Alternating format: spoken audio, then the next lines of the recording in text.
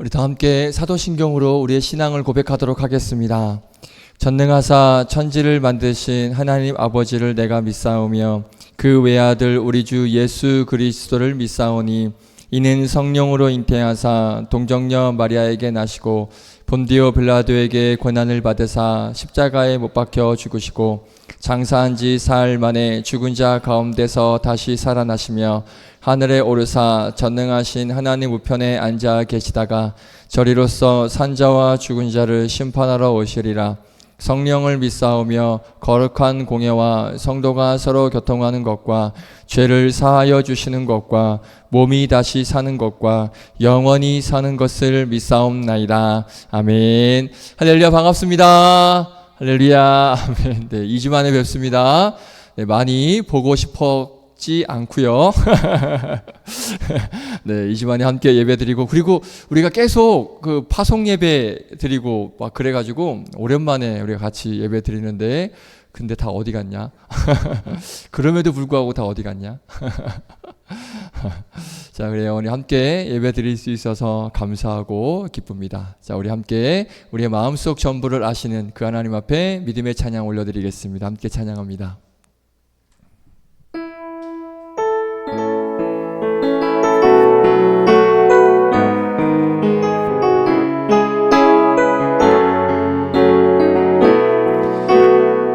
내 마음속 전부를, 내 마음속 전부를 다시는 주님, 나 당신께 숨길 것 하나 없네.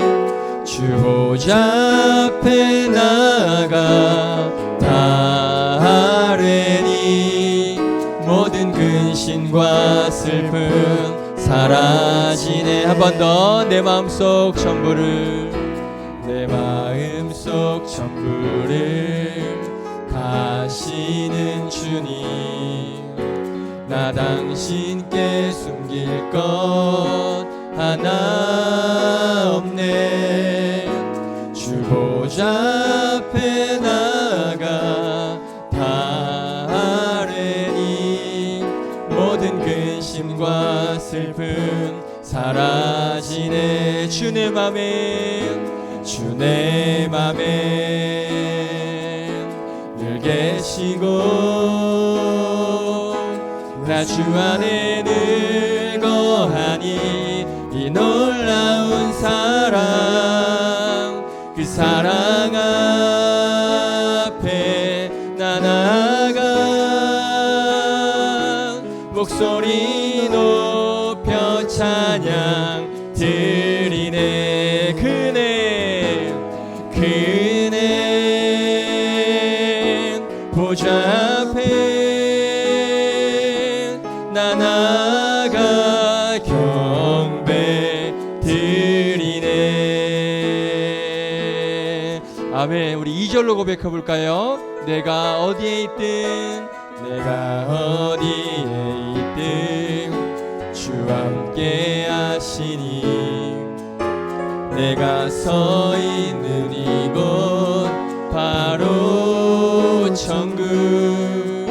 주 보좌 앞에 나아가 나 절하니 주의 은혜와 사랑 넘쳐. 한 번 더.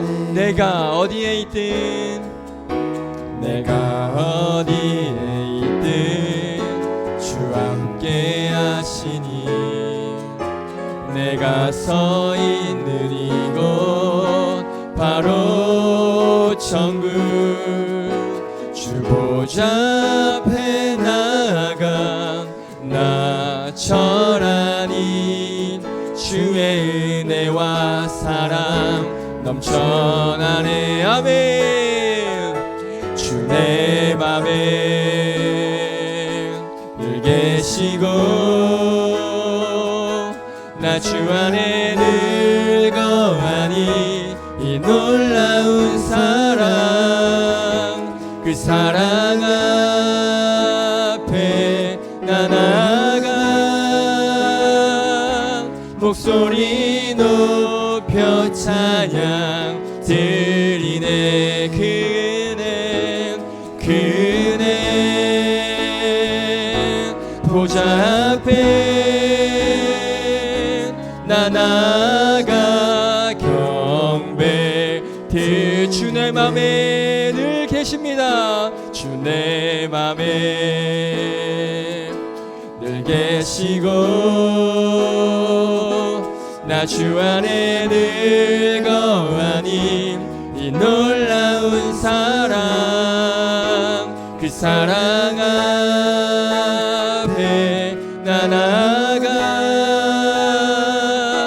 목소리 높여 찬양 드리세. 그 은혜 보좌 앞에 나 나가 경배 드리네. 아멘. 우리의 마음 전부를 아시는 그 하나님 앞에 믿음의 찬양과 예배를 올려드릴 수 있기를 축복드립니다. 함께 힘차게 박수치며 찬양하겠습니다. 푸른 마르고 함께 박수치면서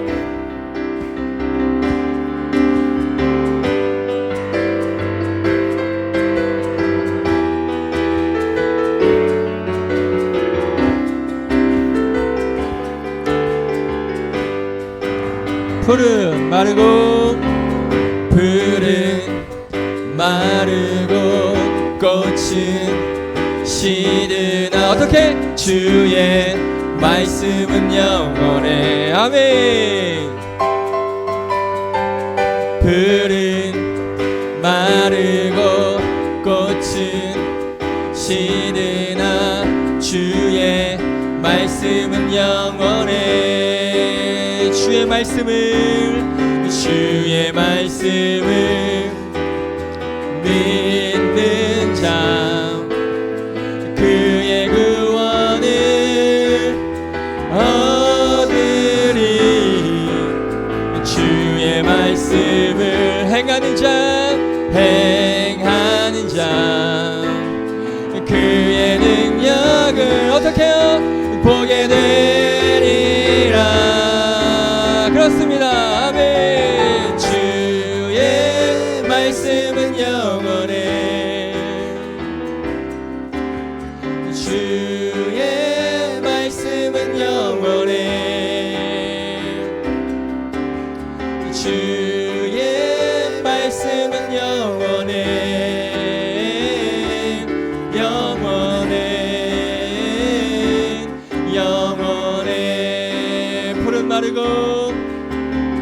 푸른 마르고 꽃은 시드나 주의 말씀은 영원해. 그렇습니다. 주님.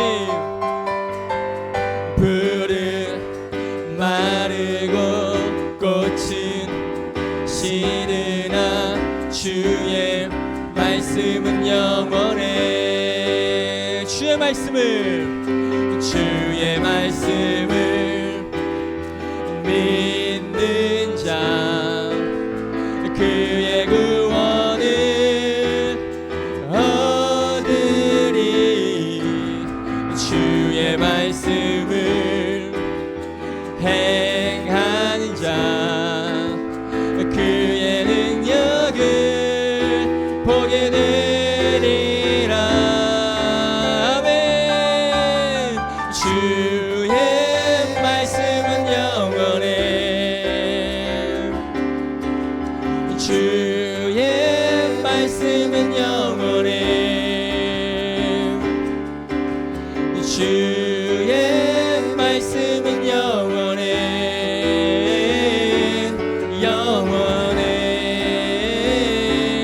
영원해. 주의 말씀을 믿는 자 주의 말씀을 믿는 자 그의 구원을 얻으리.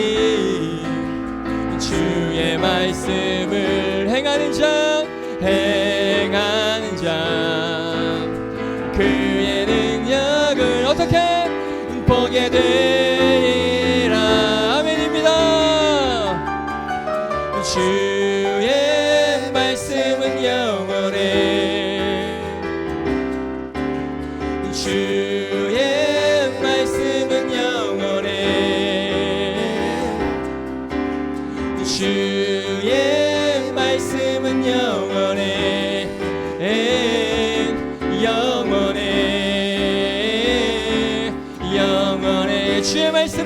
영원해. 아멘. 주의 말씀은 영원해. 주의 말씀은 영원해. 주의 말씀은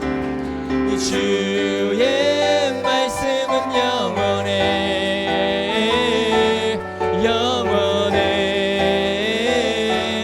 영원해. 아멘. 우리 말씀 되신 주님, 영원하신 주님을 찬양합니다. 할렐루야. 아멘. 내일부터 뭐가 시작되시는지 아십니까? 선교요? 선교 갔다 왔는데 수련회가 시작됩니다. 이번 수련회 주제가 말씀으로 하나님을 만나라 라는 주제인데, 주제곡이 우리 지금 부를 찬양입니다. 우리 예전에 한번 청년부 때 함께 나눴던 찬양인데, 말씀 앞에서라는 그런 찬양입니다. 우리가 이따가 설교 때도 말씀드리겠지만 좀 같이 다 갔으면 좋겠는데 또 직장과 여러 가지 상황 때문에 못 가서 아쉽지만, 오늘 이 찬양 부르시면서 우리 말씀 되신 그 하나님을 깊이 묵상하는 그런 시간 됐으면 좋겠습니다. 우리 함께 찬양하겠습니다. 말씀 앞에서.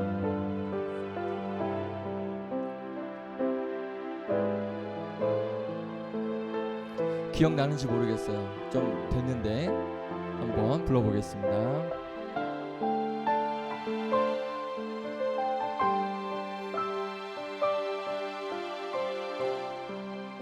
말씀 앞에서,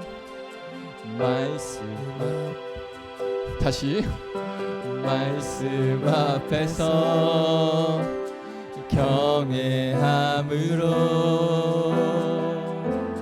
주께 홀로 섭니다. 생명의 말씀 읽고 순종해 주를 예배합니다. 한 번 더. 말씀 앞에서, 말씀 앞에서 경외함으로 주께 홀로 섭니다. 생명의 말씀 읽고 순종해 주를 예배합니다. 기록된 말씀 힘이 있어서 진리로 우리 거룩해 하며, 거룩한 말씀 세세 영원히 복음이 되어 말씀하시네. 하나님 말씀에 두려워 떠는 자, 그 말씀에 생명을 거는 자, 한 사람 찾으시는 주님의 약속을 믿어 하나님 말씀에 명을 거는 자, 순종하며 주 따라가는 자, 영원한 하나님 나라 이뤄갈 주의 교회여 일어나라.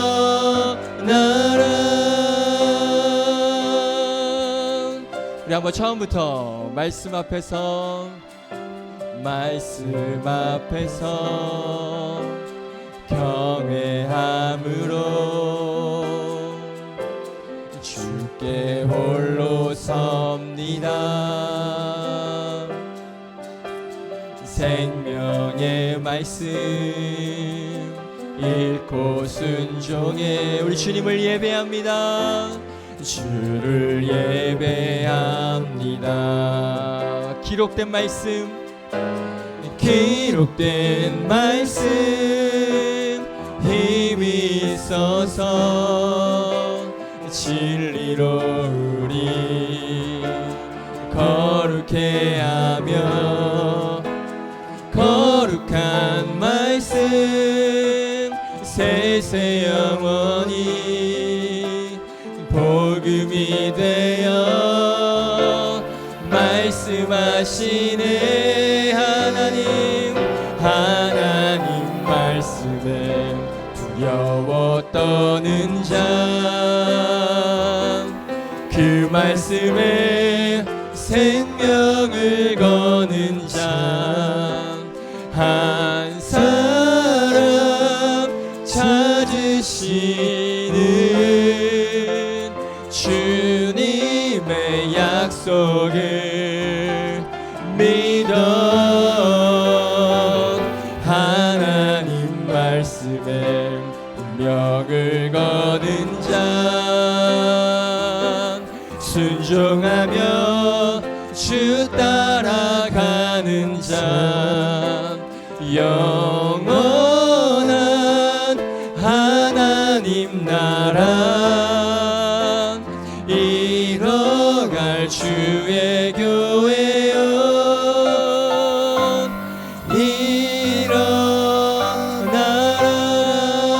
일어나라. 아멘. 우리 함께 기도하겠습니다. 기도하실 때 우리 말씀이신 주님, 말씀 되신 하나님, 그 하나님을 이번 수련회를 통하여서 또는 내 인생 가운데 이 예배를 통하여서 말씀 되신 그 하나님을 만나길 원합니다. 나의 인생 가운데 말씀이신 그 영원하신 그 하나님과 함께 동행하며 그 하나님 한 분만으로 만족하며 말씀이신 그 한 분만으로 내 인생을 가득 채우며 살아가는 그런 내가 되게 하여 주시옵시고 오늘 그 예배 가운데 말씀이신 그 하나님을 깊이 만나는 그 하나님의 음성을 깊이 듣는 은혜의 시간이 되게 하여 주시옵소서. 같이 예배를 위해서 동성으로 기도하겠습니다. 함께 기도하겠습니다. 거룩하신 하나님의 은혜를 감사합니다. 오늘도 하나님 말씀 되신 그 하나님 앞에 우리 믿음의 예배를 올려드립니다. 영원하신 그 하나님, 말씀 되신 그 하나님 앞에 나의 모든 것들이여 하나님을 예배하며 나아가오니 오늘도 그 말씀 되신 하나님을 만나게 하여 주시옵시고 그 말씀을 통하여서 하나님을 깊이 묵상하는 은혜의 시간이 될 수 있도록 인도하여 주시옵소서. 주님 찬양합니다. 오늘도 예배의 주인이신 그 하나님을 오늘도 깊이 만나며 그 하나님의 음성을 듣는 놀라운 은혜의 시간이 되게 하여 주시옵소서. 그 하나님 말씀에 운명을 걸며 그 하나님 말씀에 순종하며 그 하나님 말씀을 주야로 묵상하며 지켜 행하는 복된 우리 모든 청년들 될 수 있도록 그런 내가 될 수 있도록 인도하여 주시옵소서. 그렇게 인도하실 주님을 기대합니다. 감사드리며 예수님의 이름으로 기도드립니다. 아멘.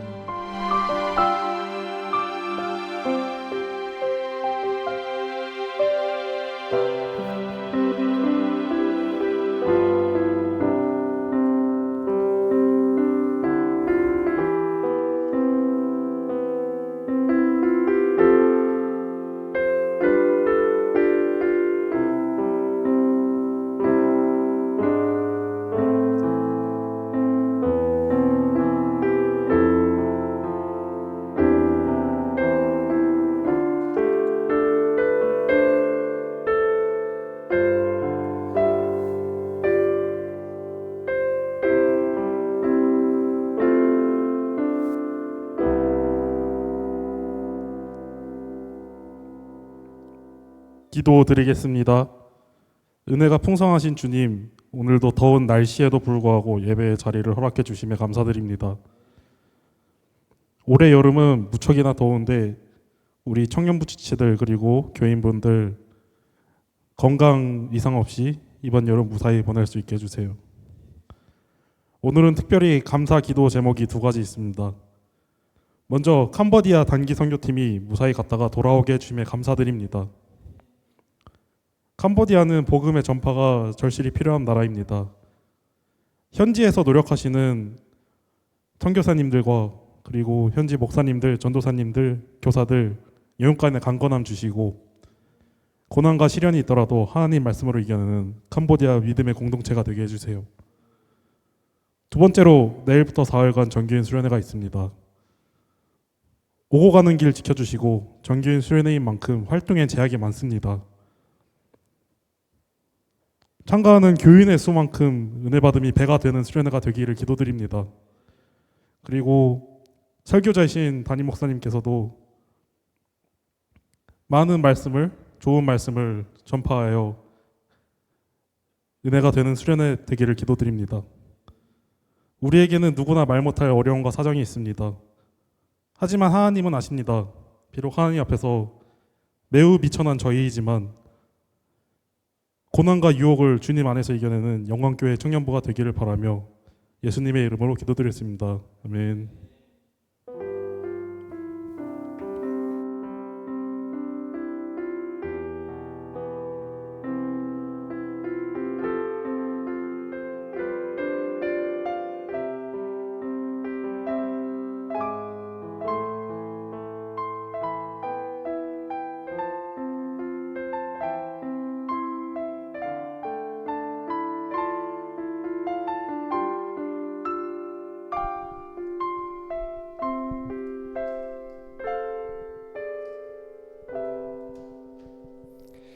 네, 기도 감사합니다. 하나님 말씀 보겠습니다. 사무엘상 13장입니다.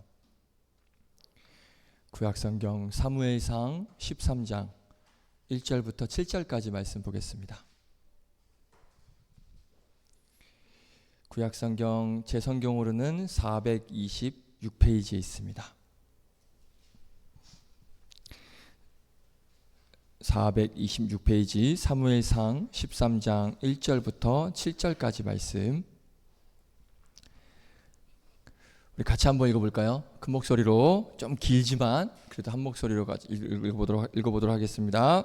시작. 사울이 왕이 될 때에 40세라. 그가 이스라엘을 다스린 지 2년에 이스라엘 사람 3,000명을 택하여 그 중에서 2,000명은 자기와 함께 믹마스와 베델산에 있게 하고 1,000명은 요나단과 함께 베냐민 기브아에 있게 하고 남은 백성은 각기 장막으로 보내니라.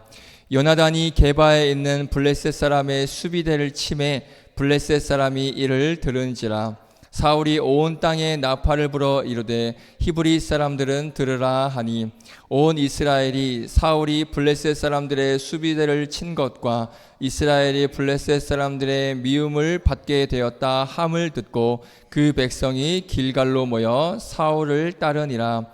블레셋 사람들이 이스라엘과 싸우려고 모였는데 병거가 3만이요 마병이 6,000명이요 백성은 해변에 모래같이 많더라.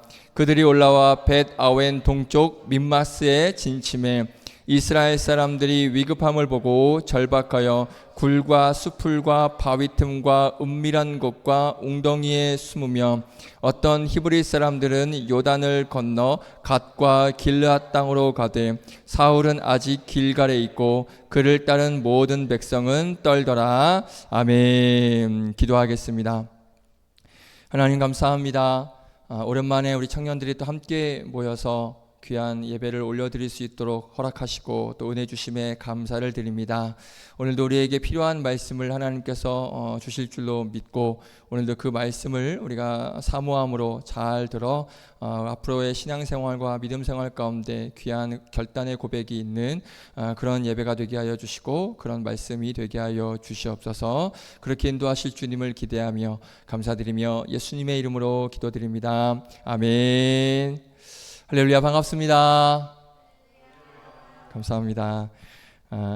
원래는 이제 선교를 갔다 와서 그 선교 보고 개념, 이제 뭐 영상도 보고 사진도 보면서 우리 이렇게 했고 저렇게 했고 또 우리 신영자매 또 주영 형제 또 주희자매가 또 이렇게 활약하고 이런 것들을 좀 같이 이렇게 보면서 저랬구나, 저런 사역했구나 하려고 했는데 그런데 선교 끝나자마자 웬걸 수련회가 있어요. 저 같은 경우는 이제 수련회를 준비를 해야 되다 보니까 오자마자 바로 수련회 준비를 하느라고 목요일은 이제 뭐 와서 뭐 오후까지 교회에 있었는데 그 밤을 꼴딱 새고 와서 뭐 아무것도 할 수가 없더라고요. 집에 가서 기절하고 이제 그러니까 금요일하고 이제 토요일 날 예배 준비를 또 해야 되잖아요. 설교 준비도 해야 되고 그러니까 준비를 못했습니다. 그래서 다음에 수련회 갔다 와서 한번 선교를 같이 좀 보면서 우리가 이런 사역을 하고 또 이런 은혜가 있었다는 걸 좀 나눌 수 있는 그런 기회가 있었으면 좋겠습니다. 그래서 한번 준비를 해볼 테니까 기대하시고 함께 우리 선교 또 같이 누렸던 은혜 또 여러분들과 함께 나눌 수 있기를 바라겠습니다. 자, 그래서 오늘은 선교 보고 없이 말씀으로 함께 하나님 말씀 나누도록 하겠습니다. 자, 오늘 주보에는 사울의 몰락이라고 제목을 넣어놨는데 제목이 이겁니다. 몰락하는 것에는 다 이유가 있습니다 라고 제목을 좀 바꿔봤습니다. 자, 몰락하는 데는 이유가 있어요. 괜히 몰락하는 게 아닌데 우리가 그 이유를 우리가 좀 살펴서 우리 인생 가운데서 어떻게 하면 몰락하지 않고 하나님의 은혜 가운데 잘 거할 수 있는지를 오늘 말씀 통해서 한번 살펴볼 테니까요. 집중해서 잘 들어보시기를 바라겠습니다. 자, 제목대로 오늘 말씀을 보면 참 슬픈 이야기가 오늘 등장을 해요. 어떤 모습이냐? 사울이, 우리가 알고 있는 이스라엘의 첫 번째 왕 사울이 몰락을 하는 그러한 말씀이 오늘 모습이 이제 기록이 되어져 있습니다. 그러면 왜 이 사울은 몰락할 수밖에 없었는지 우리가 살펴보면서 여러분들의 삶에 또 신앙에 나는 저러지 말아야지 라는 어떤 그런 결단, 그런 고백이 있었으면 좋겠습니다. 자, 먼저 우리 한번 1절을 볼까요? 1절을 보시면 이렇게 말씀하고 있습니다. 같이 한번 읽어보겠습니다. 1절 한 번 더 시작. 사울이 왕이 될 때에 40세라 그가 이스라엘을 다스린 지 2년에 아멘. 사울이 다스린 지 몇 년이 지났습니까? 2년이라는 시간이 지났습니다. 자, 한번 그 2년이라는 시간이 어떤 시간이었는지를 한번 볼게요. 자, 바로 전장인 10장과 11장을 보면 사울이 이제 왕으로 선출이 되고 나서 공식적으로 왕으로 취임을 했습니다. 자, 그리고 나서 지금 이제 2년의 시간이 흐른 거예요. 그러니까 이 2년이라는 시간은 어떤 시간이었냐면 왕으로 취임되고 나서 아무 일이 없었던, 그러니까 뭔가 아무런 일이 없었어요. 그러니까 그 2년의 시간 동안에 기록된 말씀이 없어요. 그러니까 2년이 지나고 나서 이제 말씀이 기록된 거거든요. 그러니까 2년 동안은 아무 일이 일어나지 않았습니다. 그런데 이게 얼마나 감사한 일이냐면 이스라엘이라는 나라의 위치를 보면 제가 지도를 넣을까 고민을 하다가 안 넣었는데 이스라엘이 이렇게 있고 그 주변 나라들 보면 다 이스라엘의 적국들이에요. 뭐 모압, 블레셋, 암몬, 뭐 에돔, 뭐 이런 아람 이런 나라들. 그러니까 이스라엘 주변은 다 온통 적으로 둘러싸여 있습니다. 그러니까 틈만 나면 맨날 침공당하고 나라 빼앗기고 막 그랬거든요. 자, 그래서 11장 바로 전장 11장을 보면 암몬 사람들이 한번 쳐들어온 적이 있습니다. 그래서 그때 이제 사울이 나서 가지고 큰 승리를 거두는 일이 11장에 기록이 되어 있는데 그런데 그 이후에 2년 동안은 아무런 일이 일어나지 않았다는 거예요. 그러니까 그 2년이라는 시간은 어떤 시간이냐? 감사한 시간이라고 볼 수 있는 거예요. 이해되세요? 그러니까 그 늘 이스라엘 주변에 적들로 가득한 그런 나라인데 2년 동안 아무런 침공도 없고 아무런 전쟁도 없는 그런 아무런 일이 일어나지 않는 어떻게 보면 이 2년은 참 감사한 시간이다라고 볼 수가 있는 거예요. 그러니까 이제 막 왕으로 취임한 이 사울 입장에서 보면 이 2년은 어떤 시간이냐? 선물의 시간이지 않나라고 생각을 해볼 수가 있습니다. 왜요? 하나님께서 너 2년 이제 왕 됐지? 그러니까 2년 동안 한번 왕으로 준비할 수 있는 시간을 한번 가져봐라고 허락하신, 어떻게 보면 사울 입장에서는 굉장히 귀한 2년이라는 시간이다라고 그렇게 볼 수가 있다는 것이죠. 자, 그러면 사울 입장에서 이 2년이라는 시간 어떻게 보내는 게 어떻게 사용하는 게 좋았을까요? 무슨 일을 하면서 보내는 게 맞았을까요? 자, 바로 전장 12장을 보면 사무엘이 이스라엘 백성들에게 마지막 고별 설교를 하는 말씀이 12장에 기록이 되어 있습니다.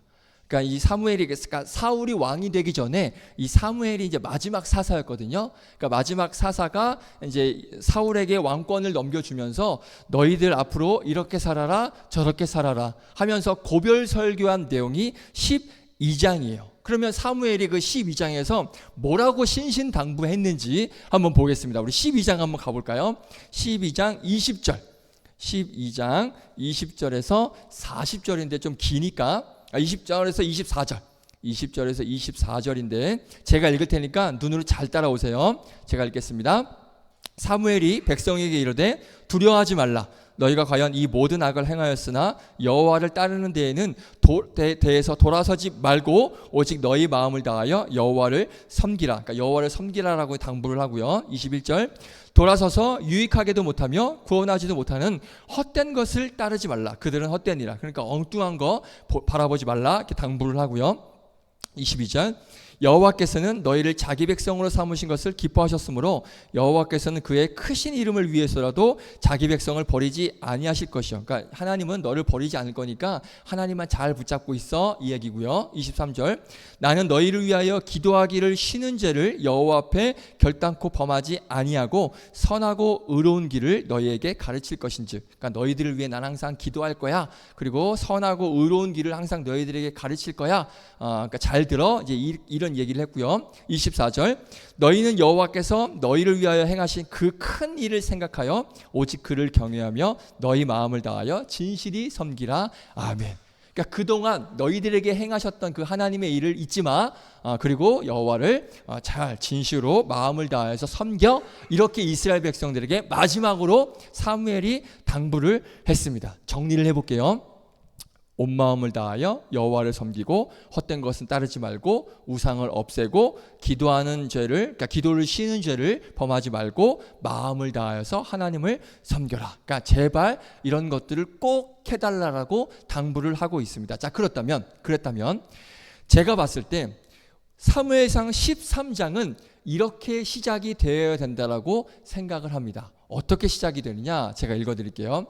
사울이 왕이 될 때에 40세라. 그가 이스라엘을 다스린 지 2년 동안 사무엘이 고별 설교에서 당부한 대로 온 백성과 마음을 다하여 여호와를 섬기는 일에 그가 집중하였더라. 온 나라가 하나님을 섬기는데 얼마나 열심인지 집집마다 율법을 다 외우더라. 집집마다 예배가 회복되더라. 집집마다 우상을 철폐하더라. 사무엘이 기도 쉬는 죄를 범하지 말라고 했으니 사울도 백성들도 아침 저녁으로 계속해서 기도하더라. 하나님께서 행하신 과거의 일들을 공부하고 기념하더라. 그래서 이스라엘 백성들이 하나님을 경외하며 마음을 다하여 진실로 하나님을 섬기더라 라고 기록이 되어져 있어야 되는 게 정상인 거예요. 이해되세요? 무슨 말씀인지?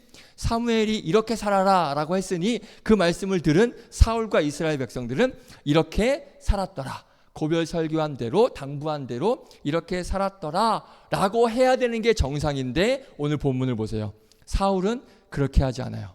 오늘 본문 볼까요? 1절 2절 말씀. 사울이 뭘 하는지 한번 볼게요. 1절 2절 시작. 사울이 왕이 될 때에 40세라. 그가 이스라엘 다스린 지 2년에 이스라엘 사람 3,000명을 택하여 그 중에서 2,000명은 자기와 함께 믹마스와 베델산에 있게 하고 1,000명은 요나단과 함께 베냐민 기브아에 있게 하고 남은 백성은 각기 장막으로 보내니라. 아멘. 자, 사무엘이 분명히 오직 너희들은 하나님께 집중하고 하나님만을 섬겨라 라고 말한 그 2년 동안 사울이 한 일은 딱 하나예요.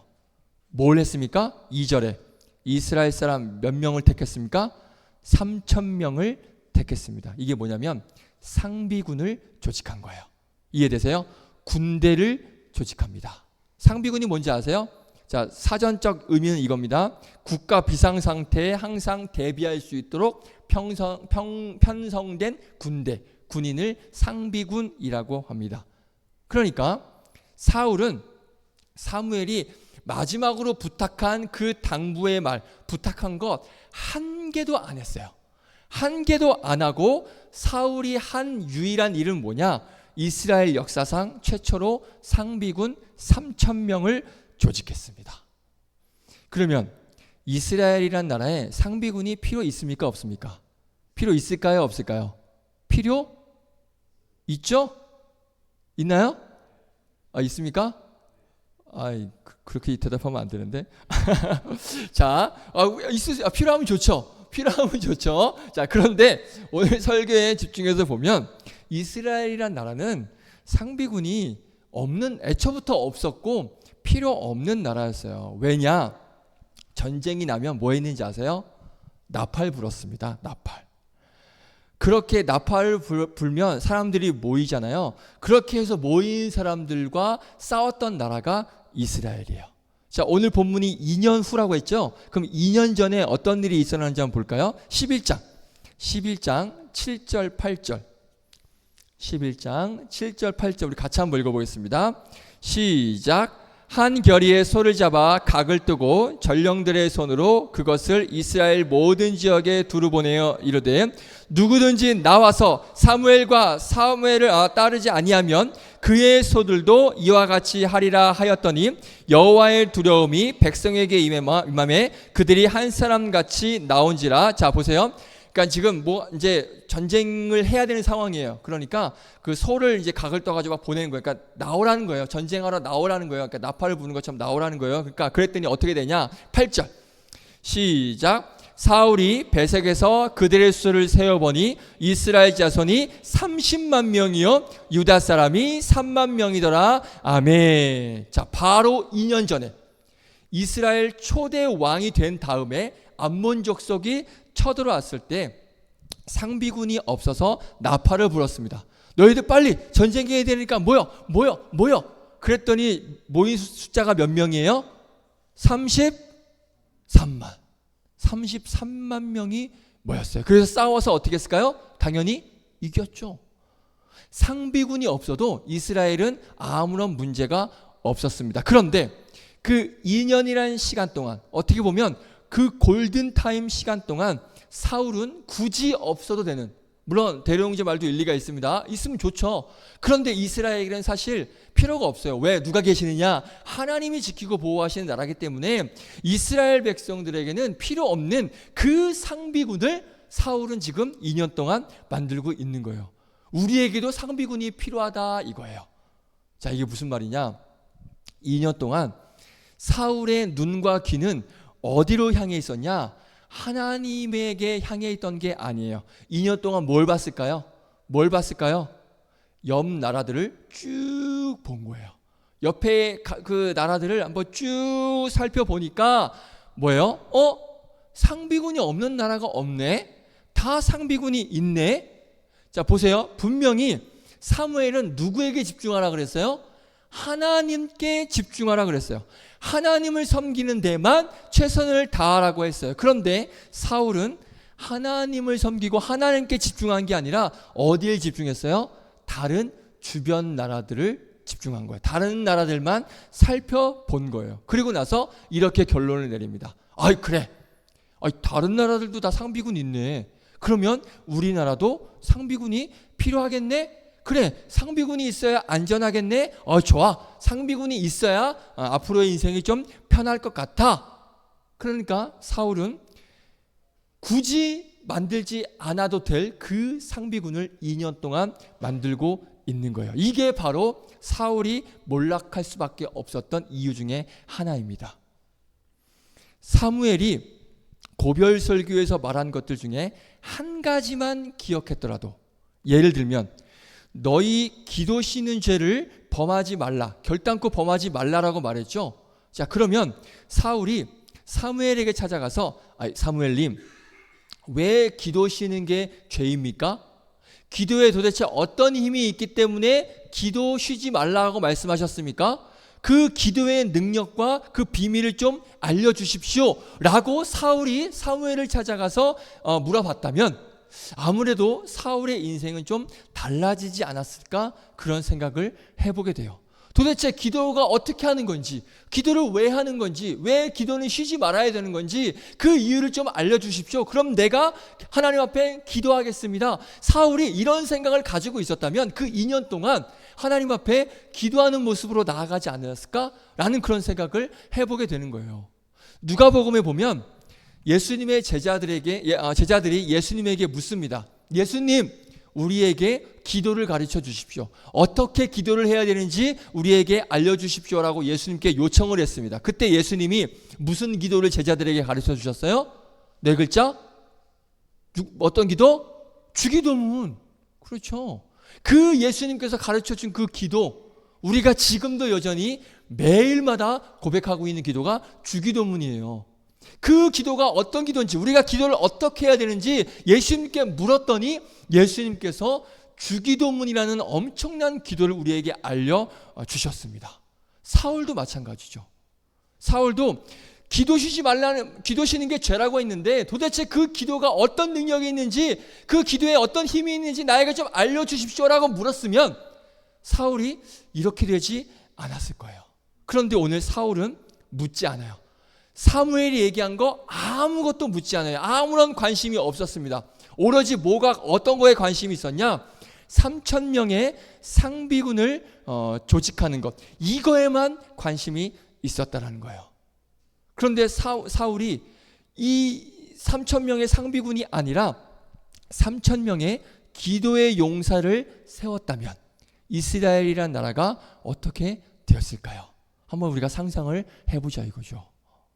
또 사무엘이 뭐라 그랬냐면 하나님께서 행하신 큰 일을 기억하라라고 말씀하셨습니다. 말했어요. 근데 만약에 사울이 이 말을 듣고 2년 동안 정말 하나님께서 우리 이스라엘에게 행하셨던 그 큰 일들이 어떤 건지를 묵상을 하고 연구를 했다면, 그래서 그 하나님을 더 만나고 하나님을 찾고 구했다면 사울과 이스라엘 나라가 어떻게 됐을까요? 사무엘이 고별설교에서 뭐라고 말했냐면 12장 6절에 보면 출애굽의 은혜를 기억하라라고 말했어요. 그러니까 출애굽, 애굽 땅에서 누가 너희들을 구출해 줬냐, 구원해 줬냐, 그걸 기억하라.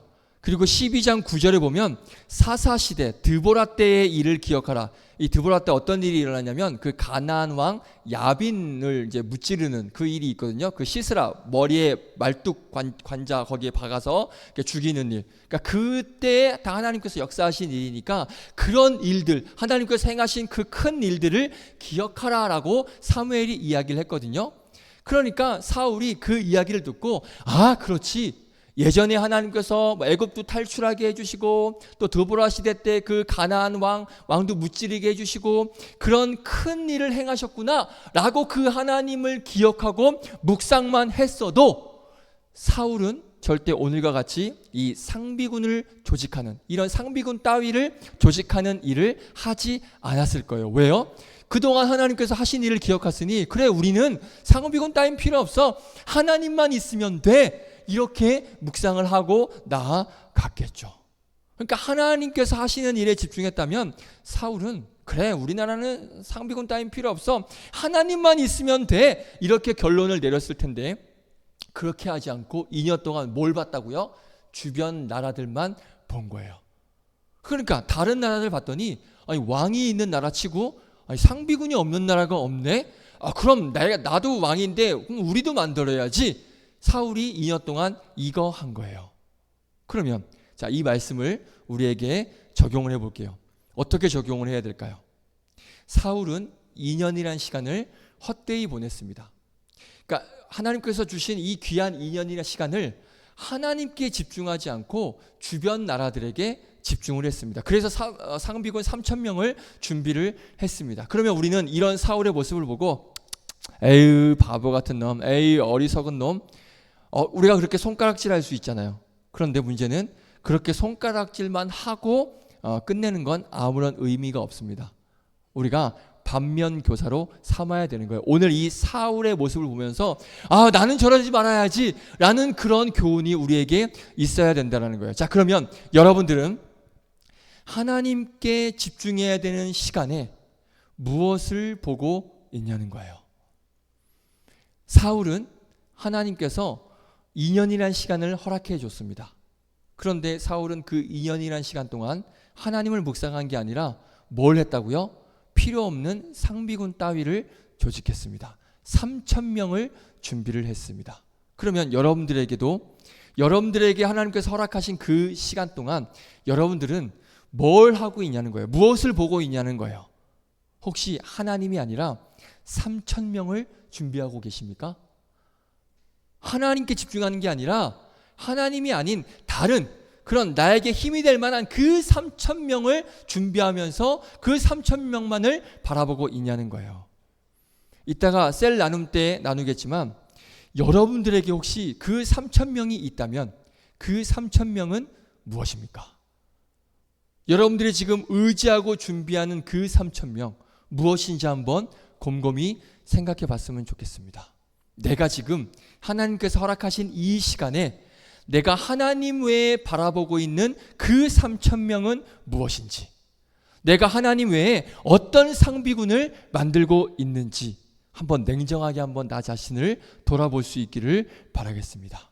부탁드리는 것은 세상 사람들이 준비하는 그 상비군 따위를 보는 것이 아니라, 우리 믿는 자들은 하나님 외에 3,000명을 준비하는 것이 아니라 온전히 하나님만을 바라보시기를 주님의 이름으로 축복드리겠습니다. 할렐루야. 근데 개인적으로 너무나 안타까운 건 뭐냐면, 아까 제가 찬양할 때 잠깐 말씀을 드렸습니다. 내일부터 수련회가 시작이 돼요. 그런데 우리 청년부에서 참여하는 인원이 너무너무 적어요. 이렇게 적어도 되나 싶을 정도로 적습니다. 물론 저도 직장 생활을 해서 알아요. 이렇게 보면 직장 생활 안 해본 이렇게 목사님들 계시거든요. 그런 분들은 직장인들의 애환을 모릅니다. 근데 저는 알아요. 정말이에요. 직장인들의 그 애환을 알고 사정을 다 압니다. 저 직장 생활 해봤기 때문에. 그래서 직장 때문에 사실 가는 게 쉽지 않아요. 특히 우리 선교팀 같은 경우에는 일주일 동안 막 선교 갔다 왔는데 또 뭐 휴가를 내거나 알바를 빠지거나, 그게 절대 쉬운 일이 아닌 거 저도 알고 있습니다. 그런데 마음속으로는 좀 슬픈 거죠. 안타깝기도 하고 슬픈 게 뭐냐면, 이번 수련회 주제가 말씀드렸던 것처럼 말씀으로 하나님을 만나라라는 그런 주제인데, 이번 수련을 통해서 좀 말씀을 통해서 하나님을 만나는 그런 시간이 되기를 너무나도, 우리 특히 청년들이 정말 이 말씀으로 하나님 만나야 되는데 그 시간이 꼭 필요한데 그 현장에 함께 할 수 없다는 거, 이게 너무나 개인적으로 교육자 입장에서는 슬프고 마음이 아파요. 그러니까 3,000명을 보는 게 아니라 하나님을 보고 하나님을 만나는 시간이 사실 준비되어져 있는 거예요. 맞죠? 내일부터 2박 3일 동안 말씀으로 하나님을 만날 수 있는 그 시간이 지금 준비되어져 있는데 그 시간을 함께 할 수 없다라는 게 너무 마음이 아픈 거예요. 혹시라도 지금 예배 드리면서 그래 못 간 길로 돼 있는데 그래도 한번 가서 한번 하나님 만나봐? 라는 그런 마음이 드는 청년이 있다면, 지금 공식적으로는 끝났습니다. 이미 식사 예약, 숙소 예약이 다 끝났기 때문에 공식적으로는 끝났어요. 그런데 만약에 오늘 예배 후에 뭔가 막 이렇게 갈등이 생겨. 가야 되나? 오늘 이게 나한테 가라고 하는 하나님의 사인인가? 혹시라도 그런 마음이 생기면 저에게 슬쩍 말씀해 주세요. 제가 어떻게든지 해 보겠습니다. 근데 만약에 이번에 함께하지 못하더라도 다음 기회에 꼭 함께 할 수 있기를 바랍니다. 그래서 내 인생에 3,000명이 아니라 온전히 좀 하나님으로 무장할 수 있는, 그래서 하나님을 깊이 만나서 좀 여러분들 그 하나님을 깊이 만난다는 거 혹시 경험해 보셨습니까? 경험해 본 청년도 있을 거고, 하나님을 내가 믿고 이렇게 예배하지만 하나님을 깊이 만나지 못한 그런 경험을 아직 못한 분명히 많은 그리스도인들 중에도 있어요. 예배 드리고 기도도 하고 말씀 읽고 찬양도 하고 이렇게 신앙생활 하지만 뭔가 하나님을 깊이 만나는 경험을 해보지 못한 사람들 분명히 있습니다. 나는 알 거예요. 자신은 알 거예요. 나는 왜 이렇게 오랫동안 신앙생활 하는데 뭔가 하나님을 깊이 만나는 시간을 왜 난 가질 수 없지? 그런 분들 분명히 있을 것입니다.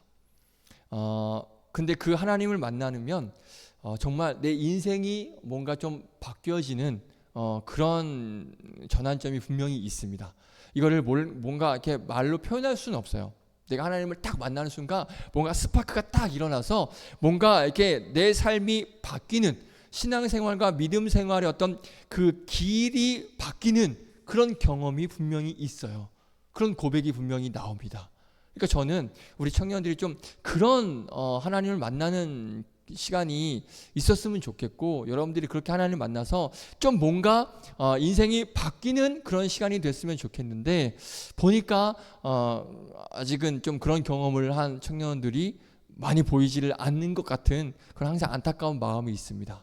그래서 이번 수련회에 함께 할 수 없어도 이렇게 예배를 통하여서 또 다음 기회에 좀 이렇게 하나님과 깊이 만날 수 있는, 정말 내가 이번 수련회 아니면 안 되겠습니다라는 그런 결단이 서면 가시면 됩니다. 어떻게든지 갈 수 있어요. 가면 돼요. 근데 그게 정말 안 되면 꼭 예배를 통하여서 다음 기회를 통하여서 여러분들이 꼭 하나님을 깊이 만나는 딱 스파크가 딱 일어나는 그런 경험을 여러분들이 꼭 했으면 좋겠습니다. 교육자로서의 개인적인 소망이고 바람입니다. 그런 은혜가 여러분들의 있기를 주님의 이름으로 축복드리겠습니다. 아멘이시죠? 아멘. 아멘이 안 나오네. 아멘이시죠? 아멘. 그렇습니다. 자, 사울이 상비군 3,000명을 택했습니다. 자, 이 부분을 하나만 더 살펴보고 마칠게요. 자, 이전 말씀을 보시면 한글 성경에는 번역이 되고 있지 않은데 히브리어 원문을 보면 뭐라고 되어 있냐면 사울이 자신을 위하여 이스라엘로부터 3,000명을 선택했다라고 되어 있습니다. 그러니까 우리나라에는 번역이 안 되어 있는데 히브리어 원문에는 3,000명을 택했는데 누구를 위해서? 나 자신을 위해서. 사울 자신을 위해서 3,000명을 택했다라고 말씀하고 있어요. 그러니까 사울은 철저히 자기를 위해서 3,000명을 세운 거예요. 그런데 특별히 자기를 위해서 3,000명을 세우는데 보니까 아무나 세운 게 아니에요. 그냥 아무나 원하는 사람을 뽑은 게 아니에요. 엄청난 그런 엄격한 선발 기준이 있었더라고요. 그러니까 선발 기준에 맞지 않으면 탈락! 그냥 집으로 돌려보냈어요. 한번 볼까요? 2절. 우리 2절 말씀 같이 한번 읽어보겠습니다. 시작.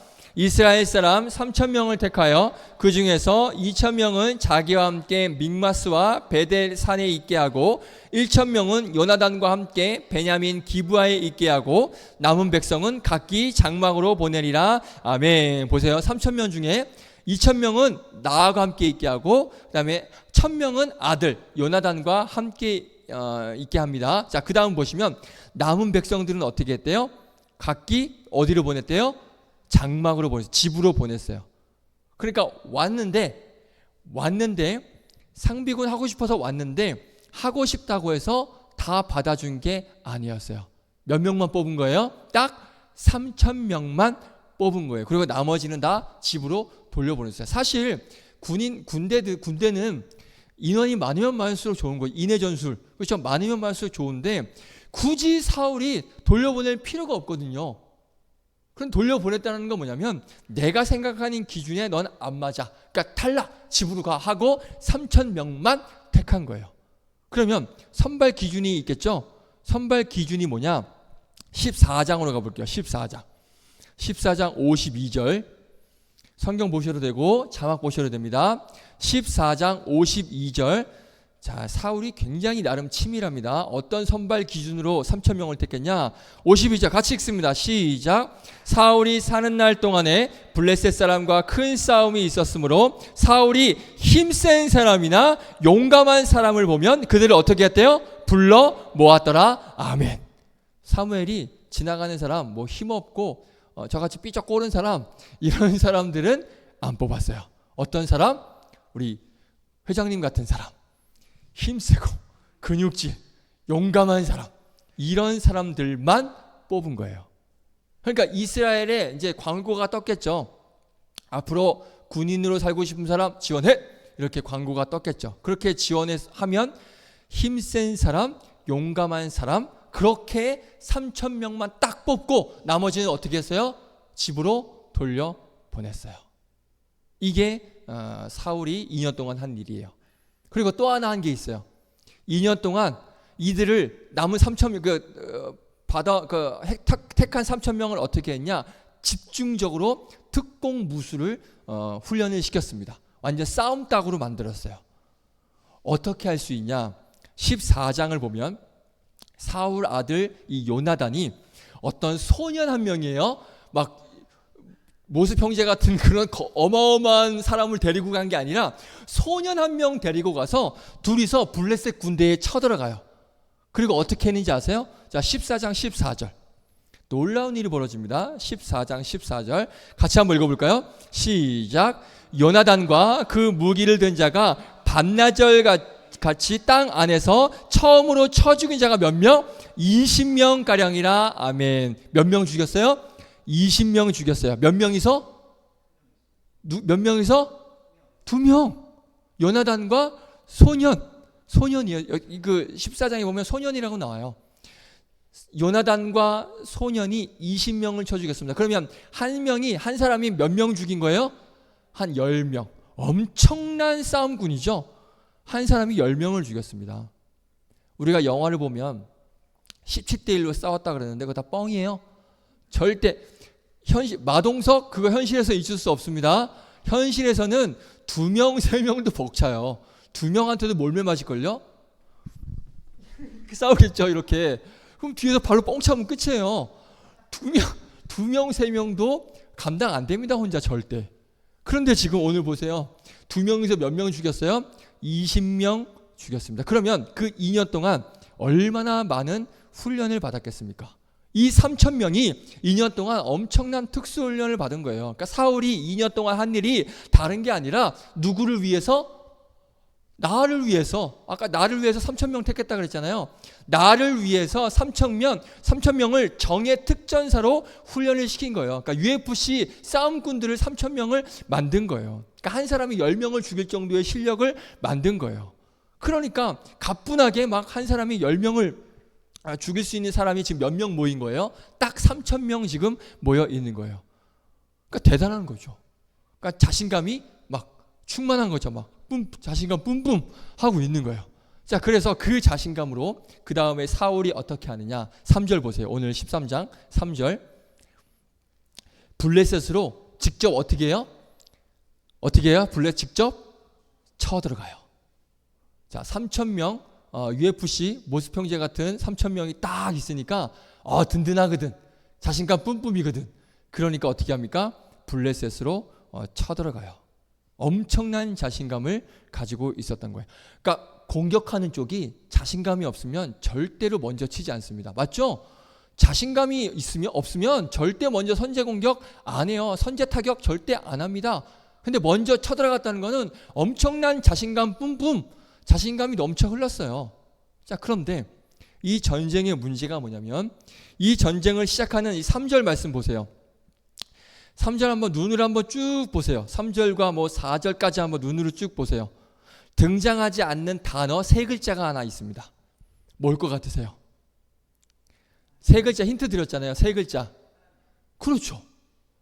3절과 4절 전쟁을 하러 갔는데 하나님이 등장하지 않아요. 하나님이란 단어가 없습니다. 무슨 말이냐? 하나님과는 상관이 있다 없다? 이 전쟁은 상관이 없는 전쟁을 지금 사울이 3,000명 믿고 혼자 하고 있는 거예요. 그런데 이전에 시간 없으니까 안 찾아볼게요. 11장, 15장에 보면 막 암몬과 아말렉 사람들과 전투할 때는 분명히 하나님 명령이 있었어요. 자, 이걸 염두에 두고 오늘 본문을 분명히 그때 막 하나님이 감동이 됐고 하나님께서 명령하셨고 그래서 막 암몬과 아말렉과 싸워서 이기거든요. 그런데 이걸 염두에 두고 오늘 본문을 보면 이 이스라엘의 선제 공격은 하나님과 상관이 있다 없다? 아무런 상관이 없어. 지네 마음대로 3,000명 있으니까 자신감 뿜뿜해서 그냥 상관없이 그냥 하나님이 하라고 하는 전쟁도 아니었는데 자기들이 그냥 직접 쳐들어간 거예요. 그러니까 하나님의 감동도 명령도 아무것도 없었어요. 그럼 뭘 믿고 전쟁한 거예요? 사울이 뭘 믿었어요? 3,000명 모습 형제 3,000명 믿은 거예요. 이거 믿고 블레셋 쳐들어간 겁니다. 사실 보세요. 저도 보면 제 입장에서도 모습 형제 같은 3,000명이 제 밑에 있으면 너무 든든할 것 같아. 이러고 있는데 내 밑에서. 그럼 너무 든든하지 않겠습니까? 그렇죠. 그럼 블레셋 칠만해요. 그렇죠. 자, 그런데 문제가 하나 생겨요. 이 전쟁이 어떻게 진행이 되느냐? 사울의 완전한 착각이었어요. 완전한 오판. 지금 러시아하고 우크라이나가 오랜 시간 보니까 2년이 좀 이제 넘은 것 같아요. 그죠? 전쟁을 하고 있는데 전쟁 시작할 때 푸틴이 뭐라고 말했는지 혹시 기억나요? 일주일이에요? 난 3일로 알고 있는데? 일주일이에요? 그래, 일주일 콜. 대로 형제 말 또 무시하면 안 되니까. 일주일 콜. 푸틴이 이 전쟁 일주일 안으로 끝낸다 그랬어요. 자신감이 있었거든. 우크라이나 정도는 내가 일주일이면 끝낸다고 할 수 있었거든. 그런데 지금 2년이 훨씬 넘도록 전쟁 못 끝내고 있죠. 푸틴이 완전히 오판한 거예요. 그렇죠? 그러니까 지금 오늘 본문에 똑같은 일이 벌어져요. 분명히 사울은 자신감 뿜뿜이었습니다. 3,000명. 내가 충분히 3,000명으로 끝낼 수 있어. 자, 그러면 블레셋은 어떻게 하고 있었는지 블레셋은 어떤 상황인지 한번 볼까요? 오늘 본문 5절. 이게 사울이 완전히 착각했습니다. 자, 블레셋은 어떻게 하고 있었는지 한번 볼게요. 시작. 블레셋 사람들이 이스라엘과 싸우려고 모였는데 병거가 몇만? 3만. 마병이 몇 명? 6천. 백성은 몇 명? 해변에 모래같이 많더라. 그들이 올라와 벳 아웬 동쪽 믹마스에 진침해. 아멘. 이스라엘 사람들이 지금 블레셋과 싸우려고 모였어. 그래, 나 3,000명 있거든. 한번 나 우리 자신감 충만하거든. 한번 붙어보자 하고 모였는데 오마이갓, 세상에 블레셋 보세요. 병거가 몇만? 3만.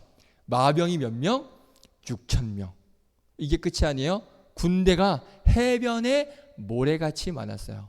오메나 세상에, 어머나 세상에. 잘 보셔야 됩니다. 사울은요 3,000명 정예 병력 믿고 쳐들어갔습니다. 그러니까 하나님의 도움이 필요 있어요, 없어요? 없죠. 기도할 이유가 있어요, 없어요? 없죠. 왜? 나에게 3,000명이 있으니까. 이때 예배 드렸다는 말 없어요. 기도했다는 말 없어요. 하나님의 뜻을 구했다는 말 아무것도 없어요. 왜? 예배 드릴 기도할 이유가 없겠죠. 하나님 도움 필요 없거든요. 왜요? 3,000명만 있으면 되거든. 블레셋 따위 3,000명으로 충분히 이길 수 있다고 생각했거든. 그런데 사울이 2년간 상비군 3,000명 준비하는 동안에 블레셋 뭐 하고 있었을까요? 블레셋 뭐 하고 있었어요? 병거 3만 준비하고 있었고요. 마병 6,000명 준비하고 있었어요. 게임이 돼요, 안 돼요? 게임 안 돼요. 자, 우리가 이 부분에 집중합니다. 이 부분 말씀드리고 오늘 말씀 마칠게요. 주변 다른 나라에 상비군이 다 있으니까 우리도 상비군 필요하네 해가지고 그럼 우리는 더 뛰어난 상비군 준비하면 되겠네 라고 사울은 생각을 했어요. 그래서 준비를 했어요. 그런데 잘 보세요. 상대방은 나보다 우리보다 더 잘 준비해요. 이해되세요? 무슨 말씀인지? 내가 생각했을 때 나는 이거면 되겠네 라고 나름의 계획과 생각을 가지고 가잖아요. 그런데 상대방은 더 말도 안 되는 계획과 준비로 나와요. 타이슨이 이런 말을 했죠. 사람 계획 아무리 계획을 맞나요? 계획을 다 세운다. 그런데 맞죠? 처음 맞기 전까지는 누구나 다 계획을 세운다고. 그렇죠? 다 계획을 세워요. 그런데 막상 처음 마실 때는 맞고 나면 그 계획이 아무런 의미가 없다는 걸 깨닫게 된다는 거죠. 그 말인 거예요. 그러니까 내가 이렇게 준비를 한다 하더라도 상대방은 더 놀라운 걸 준비하고 있다는 걸 우리가 알아야 돼요. 잘 보세요. 하나님의 백성들이 세상의 방법을 따라가고 세상의 준비를 따라가서 이길 수 있습니까? 절대 못 이겨요.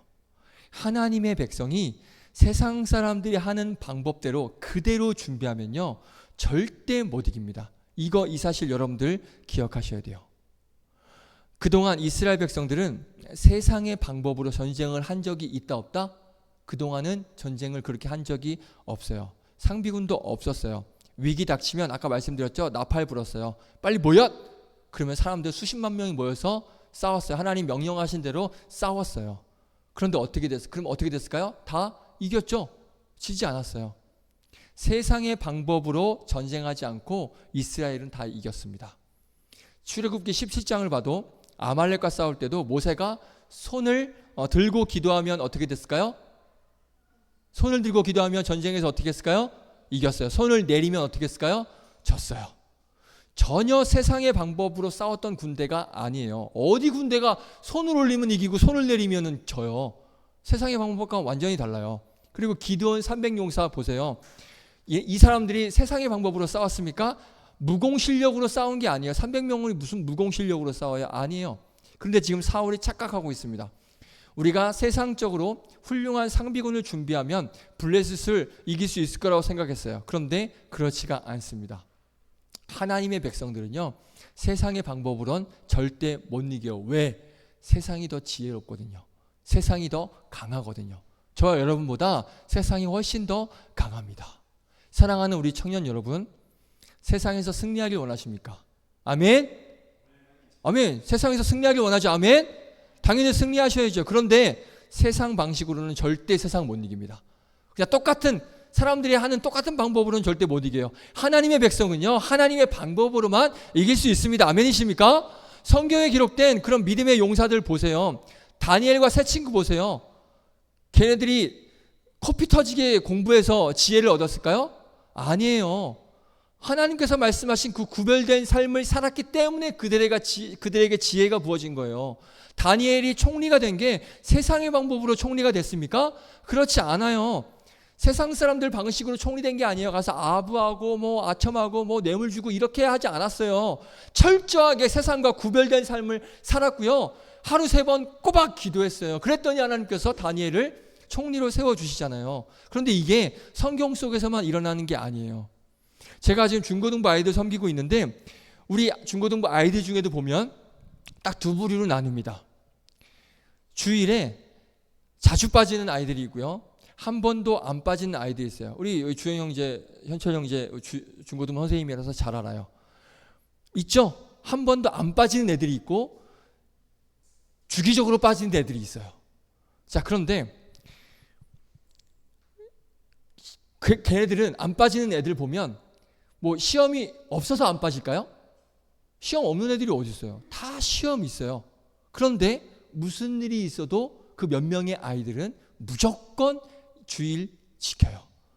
그리고 어떤 때는 중고등부 예배가 안 되면 주일 일부 예배라도 드려요. 그런 아이들이 있어요. 엄마랑 같이 와서 예배 드리고 가요. 정말 뭐 일이 중고등부 예배를 못 드릴 경우에는 일부 예배 와서 예배 드리고 가요. 그런데 그 친구들한테 물어보면 주변에 있는 친구들은 그 주일에 다 학원 가고 다 그 시간에 공부한대요. 그럼에도 이들은 주일에 학원 안 가고 하나님께 나와 시험이든 뭐든 상관없어요. 무조건 그 시간에는 반드시 자리를 지켜요. 그러면 이 아이들 하나님께서 책임져 주시지 않겠습니까? 아멘이십니까? 이런 아이들 목숨 걸 어떻게 해서든지 예배 자리를 지키려고 하는 이 아이들 하나님께서 지켜주시지 않겠냐 이거예요. 제 목사님 친구 중에 몇 번 말씀드린 제 목사님 친구인데 경기도 시흥에서 목회하는 친구가 있습니다. 그런데 얼마 전에 그 친구가 어떤 얘기를 해줬냐면 그 교회에 중고등부 회장 아이가 있는데 매주일 한 번도 안 빠지다가 갑자기 언제부턴가 안 나오기 시작하더래요. 그래서 알아봤더니 주일에 학원을 가기 시작했답니다. 그래서 제 친구 목사 이 성격이 어마어마해요. 막 등치도 이래가지고 성격이 되게 불같아가지고 바로 학원에 전화를 했대요. 그래서 이보시오. 주일에 꼭 학원을 가야 되는 겁니까? 그냥 교회에 보내주시면 안 됩니까? 그랬더니 그 학원 원장이 이랬대요. 교회 가서 성적 떨어지면 목사님이 책임질 거예요? 이렇게 얘기를 하더래요. 그래서 이 친구가 보통은 그렇죠. 그럼 학원 잘 하시면 됩니다 하고 보통은 끊을 텐데 이 친구 뭐라고 했냐면 학원 원장한테 이렇게 말했대요. 그러면 당신이 이 아이 인생 책임질 거예요? 이렇게 얘기를 했대요. 멋있지 않아요? 멋있지 않아요? 난 그래서 내 친구가 야, 너 어떻게 그런 말을 하냐 그랬더니 그게 당연히 그렇게 얘기해야 되는 거 아니냐는 거예요. 뭐 주일에 학원 못 보내면 성적 떨어지면 책임질 거냐고 묻는 사람한테 그러면 너 이 아이 인생 그럼 책임질 수 있냐라고 물었더니 아무 말 못하고 그냥 끊더래요. 놀랍죠? 제가 이 말씀 왜 드리냐면 세상과 똑같은 방식으로 하면요 세상 절대 못 이겨요. 그냥 아이들 주일에 공부하고 뭐 했을 때 똑같이 하잖아요. 절대 이 세상 못 이겨. 물론 뭐 성적은 오를 수 있겠죠. 학교 성적 오른다고 해서 그의 인생이 성공하는 인생이 됩니까? 그걸로 그렇게 결정할 수 있습니까? 그렇지 않아요. 주일에 학원 안 가고 교회 가면 세상에서 봤을 때는 어리석죠. 한심하죠. 그런데 그 길이 진짜 지혜로운 길이에요. 아멘이시죠? 하나님 백성들은 하나님의 방법대로 가면 돼요. 어떻게 해요? 평일에 열심히 공부하면 되고요. 평일에 열심히 학원 가면 되고요. 다만 하나님께 드려야 될 시간은 온전히 하나님께 드리면 돼요. 이게 하나님께서 원하시는 방식이에요. 그냥 학원 다 때려치고 학교 다 때려치고 주구장창 매일 교회만 가라 이 얘기가 아닌 거예요. 평일 동안 열심히 공부하고 열심히 학원 가요. 다만 하나님께서 허락하신 그 한 시간은 나와서 무슨 일이 있어도 하나님 앞에 나의 마음을 올려 드리라는 거예요. 이게 바로 하나님께서 원하시는 방식이에요. 여러분들도 그렇습니다. 평일에 열심히 일하세요. 야근도 하시고 열심히 일하세요. 다만 하나님께 드려야 될 시간은 하나님께 온전히 드리면 돼요. 무엇이 진짜 중요한지 아이들이 알아야 되고요. 부모님들이 알아야 되고요. 그리고 여러분들도 똑같이 알아야 돼요. 왜 그렇게 하나님 드려야 될 그 시간까지 빼먹고 왜 세상 사람들과 똑같이 살려고 하냐 이거예요. 그 시간에. 한 번 더 말씀드리지만 내일부터 수련회가 있습니다. 중고등부에서 여러분 놀라지 마세요. 9명 중에 7명 가요. 할렐루야. 청년부 4명 가요. 할렐루야. 근데 그 4명이 중고등부 선생님이에요. 물론 다 여러분들 이유가 있어요. 아까 말씀드렸던 것처럼 뭐 직장, 그건 뭐 어떻게 할 수 없는 거니까. 내 마음대로 할 수 없는 거니까. 그렇죠. 그건 제가 뭐라 하는 게 아닙니다. 오해하지 마세요. 저 전도사가 직장인들 무시하나. 절대 아닙니다. 자, 하지만 우리 아이들 입장에서 볼게요. 그 시간 조금 더 공부한다 그래서 그의 인생이 달라지는 거면 제가 수련회 가지 말라 그래요.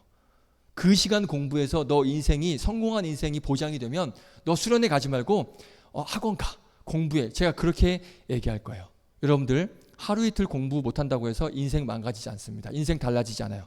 혹시 여러분들 중에 나 공부할 때 하루 이틀 정도 수련회 가서 안 해가지고 내 인생 이 모양 이 꼴 됐어. 혹시 있습니까? 손 들어보세요. 있으면 정말로 나 그때 목사 말 듣고 전도사 말 듣고 수련회 이틀 빼먹고 학원 안 갔더니 내 인생 이 모양 이 꼴 됐어. 자신 있게 말할 수 있는 사람 손 들어보세요. 없죠? 없어요. 여러분들 수련회 이틀 빼먹는다고 아이들 인생 망가지지 않습니다. 그런데 그 부모들은 그 이틀 빠지면 인생이 무너지는 걸로 알고 있어요. 너무나 비참하고 슬프죠. 그런데 많은 아이들뿐만 아니라 성도들도 그렇게 생각을 해요. 그 시간 하나님께 드리면 아깝고 나를 위해 투자하면 그 시간이 너무나 귀한 시간이라고 생각을 합니다. 그런데 그렇지 않습니다. 그 시간 하나님께 드려보세요. 물론 아까 말씀드렸던 것처럼 모든 시간을 하나님께 드릴 수는 없습니다. 제가 말씀드릴 수 있는 건 하나님께 드려야 되는 그 시간, 정해져 있는 그 시간을 말씀을 드리는 거예요. 그런데 그 시간도, 그 짧은 시간도 나를 위해서 드리는 사람이 있고요. 그 시간은 언제든지 무슨 일이 있어도 하나님께 드리는 사람들이 있다라는 거예요. 자, 하나님께서 어떤 인생을 기뻐하시고 어떤 인생을 하나님께서 책임져 주시겠습니까? 그 하루 이틀 빠진 걸로 인생 망가지지 않습니다. 그런데 중요한 건 뭔지 아십니까? 한 번의 예배로도 인생이 바뀔 수 있어요. 할렐루야.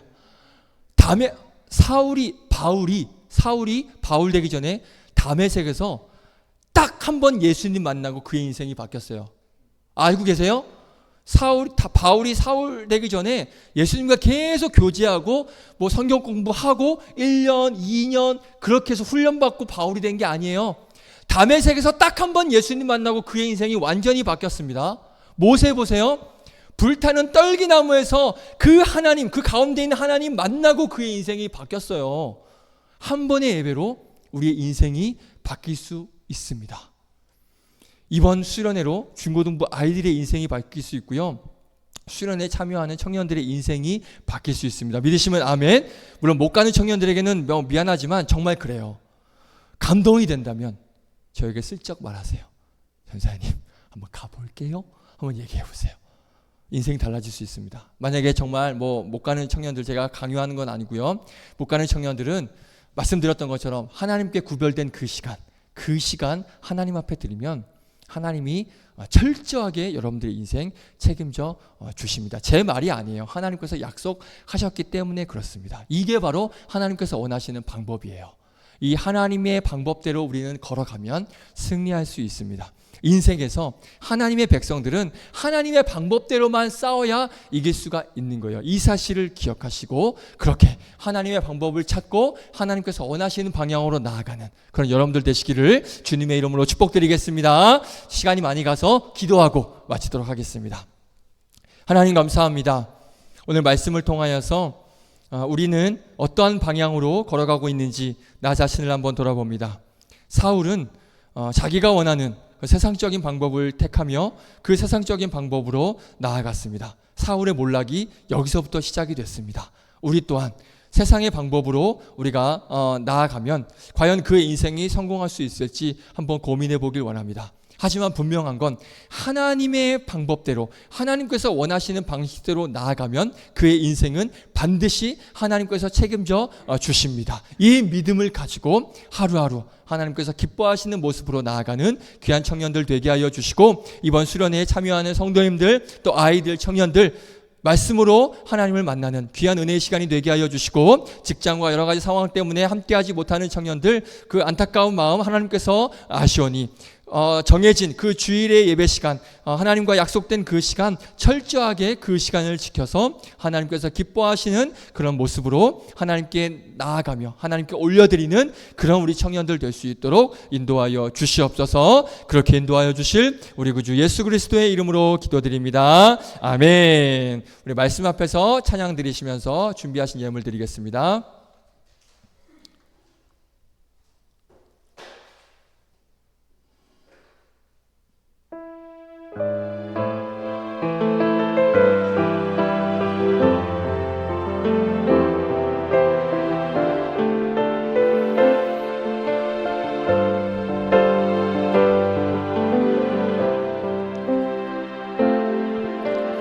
말씀 앞에서 경외함으로 주께 홀로 섭니다. 생명의 말씀 읽고 순종해 주를 예배합니다. 기록된 말씀 힘이 있어서 진리로 우릴 거룩해 하며, 거룩한 말씀 세세 영원히 복음이 되어 말씀하시는 하나님 말씀에 두려워 떠는 자, 그 말씀에 생명을 거는 자 한 사람 찾으시는 주님의 약속을 믿어 하나님 말씀에 운명을 거는 자, 순종하며 주 따라가는 자, 영원한 하나님 나라 이뤄갈 주의 교회여 일어나라. 아멘. 드려진 예물 위해 기도합니다. 11조 박신영 청년, 사랑의 헌금 이주영 A 청년 드렸습니다.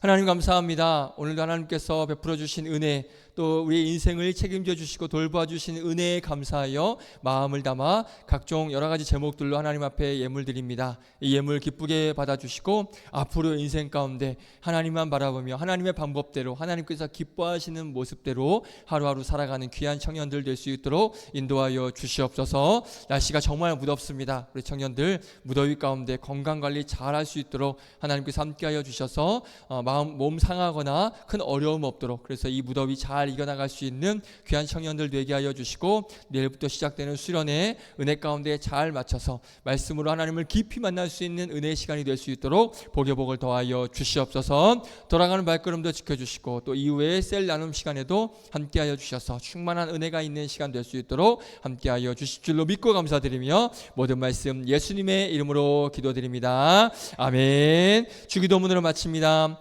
하늘에 계신 우리 아버지여, 이름이 거룩히 여김을 받으시오며 나라의 임하옵시며 뜻이 하늘에서 이루어진 것 같이 땅에서도 이루어지이다.